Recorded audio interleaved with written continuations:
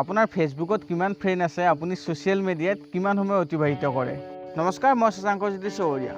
আজি আপোনাৰ বা মোৰ ফেচবুকত যিমানেই ফ্ৰেণ্ড নাথাকক কিয়, কিন্তু বিপদৰ বন্ধুৰ সংখ্যা আঙুলিৰ মূৰত লিখিব পৰাহে। আমি জীৱনত বহু ধৰণৰ মানুহ লগ পাওঁ, তাৰে কিছুমানৰ লগত আমাৰ বন্ধুত্বপূৰ্ণ সম্পৰ্ক স্থাপন হয়। আমাৰ এই বন্ধুবোৰ বিভিন্ন ধৰণৰ, তাৰে কিছুমান নিস্বাৰ্থভাৱে থাকি যায় আৰু কিছুমানে নিৰ্দিষ্ট উদ্দেশ্য সিদ্ধিৰ বাবেহে মানুহৰ লগত বন্ধুত্ব স্থাপন কৰে। এতিয়া ফেচবুকত আপোনাৰ হাজাৰ হাজাৰ ফ্ৰেণ্ড থাকিব পাৰে, সেই ফ্ৰেণ্ডবোৰৰ লগত আপুনি দিনটো কথাও পাতে, কিন্তু বিপদৰ সময়ত তাৰে কেইজন বন্ধু আপোনাৰ কাষত উপস্থিত হয়। কিন্তু বাস্তৱ জীৱনত থকা বন্ধু এজনৰ লগত যদি আপুনি এমাহ ধৰিও কথা নাপাতে, কিন্তু সেই বন্ধুজন আপোনাৰ কাষত সদায় থাকে।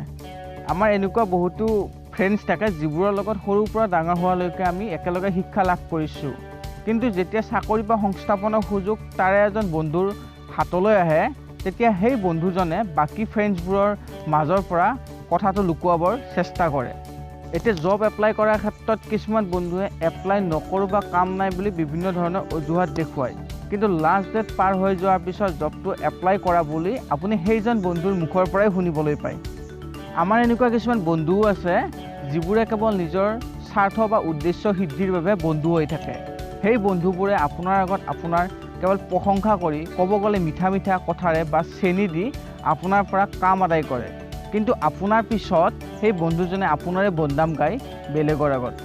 এনেকুৱা কিছুমান সাপৰ দৰে বন্ধুও আছে যিবোৰ বন্ধুৱে আপোনাৰ দুৰ্বলতাবোৰ গম পাই আপোনাক শোষণ কৰিব ধৰে বা আপোনাৰ পৰা কিছুমান লাভালাভ আদায় কৰে।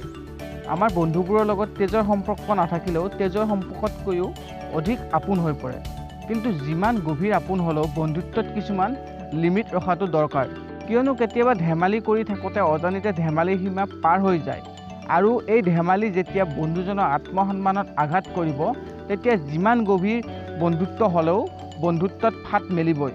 আমাৰ নিজৰ ভুলৰ বাবে আমি বহুতো বন্ধু হেৰুৱাব লগা হৈছে। সেইবাবে বন্ধুৰ লগত যিমান ধেমালি কৰিলেও এটা সীমা ৰখা উচিত। ৰিভলিউশ্যন অফ এছামক আপোনালোকে ইমান দিনে সঁহাৰি জনাই অহাৰ বাবে আপোনালোকক বহুত বহুত ধন্যবাদ। আৰু এনেকুৱা যদি সৰু সৰু বিষয়ৰ পৰা আপোনালোকে ভিডিঅ' বিচাৰে, তেতিয়াহ'লে আপোনালোকে প্লিজ কমেণ্ট কৰি জনাব। ধন্যবাদ।